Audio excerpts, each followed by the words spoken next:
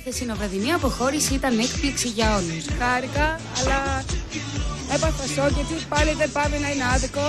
Από τη διαδικασία του skate-off πέρασαν δύο από τα φαβορί του σοου, η Σάγια και η Πάμελα, ενώ η δεύτερη τελικά αποχώρησε. Στεναχωριέμαι γιατί νόμιζα ότι ήμουν καλή, αλλά τελικά ίσως δεν μετράει. Εντάξει, δεν μετράει μόνο το πόσο καλός είσαι, μπορεί να... δεν ξέρω. Η Πάμελα δεν μπορούσε να κρύψει τη στενοχώρια αλλά και το θυμό της, μιας και όπως είπε, από την αρχή που μπήκε η ίδια στο παιχνίδι, όλοι την αντιμετώπιζαν με ιδιαίτερη αυστηρότητα. Είναι τηλεοπτικό show, δεν είναι competition, μπορεί κάτι άλλο να πουλάει στη τηλεόραση, το οποίο εγώ δεν το έχω, προφανώς. Ξέρεις, εγώ χορεύω ωραία, δεν ξέρω τι χρειάζεται για αυτό το show, αλλά προφανώς αυτό δεν το είχα εγώ. Ξέρω τι κάνω, ξέρω ότι οι χορογραφίες μου ήταν 10 φορές πιο δύσκολες από τις άλλες, από των άλλων. Και όλοι λέγανε οι Πάμελα πρέπει να είναι πιο δύσκολες. Αλλά άμα με κρίνανε τόσο αυστηρά, γιατί με βάλανε στο παιχνίδι, να μου λέγανε όχι Πάμελα δεν θα μπεις.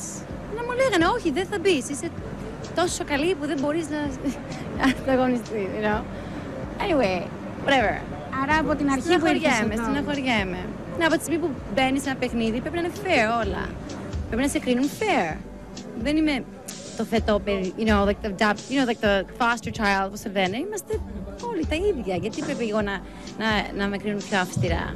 Επειδή είμαι καλύτερη? Αυτό δεν είναι δίκαιο. Κάναμε ένα τσάκτο. Πολύ δύσκολο sequence, δεν το αναφέρανε καν, δεν ξέρω γιατί.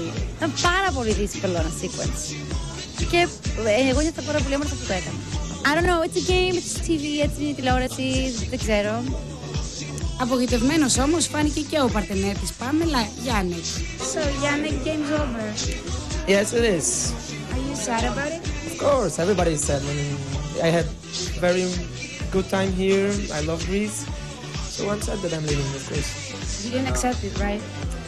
Accept it? Yeah. Yeah, You didn't think this would happen? When I get to the skate off, I know that it's gonna happen. So, but before, no. Because She was a good we were skating the best. We skated the best. But it's a show. It's not about the skating, it's about the show. Η Πάμελα, αν και επαγγελματίας ice skater πια, κρέμασε τα παγοπέδιλά της αποχαιρετώντας το Dancing on Ice. Μοιάζει σαν κοινωνία. Λίγο.